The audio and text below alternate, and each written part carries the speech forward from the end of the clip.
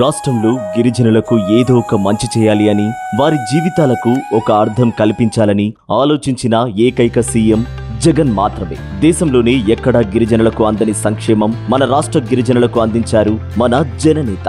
అరకులో సభ పెట్టి గిరిజనులపై లేని ప్రేమ కురిపిస్తున్న చంద్రబాబు 14 ఏళ్ల పాలనలో గిరిజనులకు చేసింది ఏమీ లేదు. కనీసం ఒక్క సెంటు భూమి కూడా ఇవ్వలేదు.